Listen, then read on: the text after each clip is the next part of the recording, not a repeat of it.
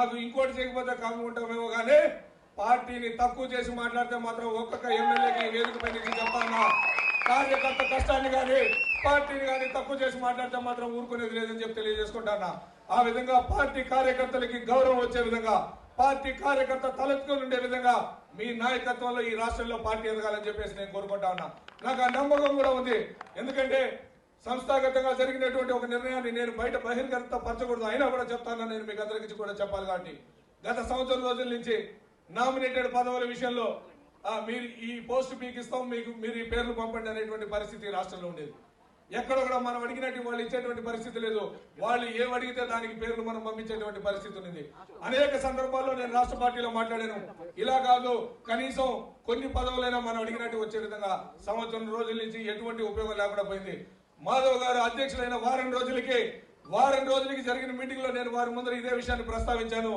ఈ పదవులన్నీ వాళ్ళు అడిగినట్టు మనం ఇవ్వడం కాదు, మనం అడిగినట్టు వాళ్ళు ఇవ్వాలంటే వెంటనే అదే రోజు మీరు ఇచ్చినట్టు మాకు వద్దని చెప్పేసి తిరిగి పంపించేసి పార్టీ కార్యకర్త యొక్క గౌరవాన్ని నిలబెట్టినటువంటి వ్యక్తి మాధవ్ గారు. మొదటిసారి మాకు ఈ పదవులతో మేము అడిగిన పదవులు మాకు కావాలని చెప్పేసి లిస్టు వెనక్కి పంపించడం జరిగింది.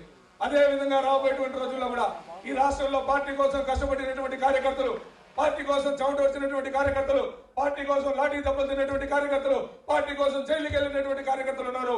ఆ ప్రతి ఒక్క కార్యకర్తకి న్యాయం చేయగలిగే విధంగా ఈ రోజు కార్యకర్తల్లో ఒకటిగా కలిసిపోయేటువంటి మాధవ్ గారి నేతృత్వంలో పార్టీ బలపడాలని చెప్పేసి కోరుకుంటూ రాబోయే స్థానిక సంస్థల ఎన్నికల్లో బీజేపీ ఇక్కడ ఇస్తే గెలవదు, బీజేపీ కార్యకర్తకి డబ్బు లేదనో, బీజేపీ కొరకు ఓట్లు లేవనో, ఎక్కడ కూడా బీజేపీకి సీట్లు తక్కువ చేసేటువంటి పరిస్థితి రాకుండా స్థానిక సంస్థల్లో ఎంపీటీసీలు కానీ, జడ్పీటీసీలు కానీ, సర్పంచులు కానీ, వార్డు మెంబర్లు కానీ భారతీయ జనతా పార్టీ కార్యకర్తలు పోటీకి సిద్ధంగా ఉన్నారు, పోటీ చేయడానికి సిద్ధంగా ఉన్నారు. గెలుపు భారతీయ జనతా పార్టీ కార్యకర్తకి ఖచ్చితంగా దక్కుతుంది. ఆ విధంగా సీట్లు ఇప్పించేటువంటి బాధ్యత పైన మీరు తీసుకోవాలి, కింద మనం కూడా క్షేత్రస్థాయిలో ఆ విధంగా పనిచేసి బీజేపీకి ఇక్కడ సీట్ ఇవ్వాల్సిందే అనేటువంటి వాతావరణాన్ని కార్యకర్తలందరూ కూడా తీసుకొస్తారని చెప్పేసి ఆశిస్తూ ఈ అవకాశం ఇచ్చిన మీకు అందరూ కూడా ధన్యవాదాలు తెలుపుకుంటాను.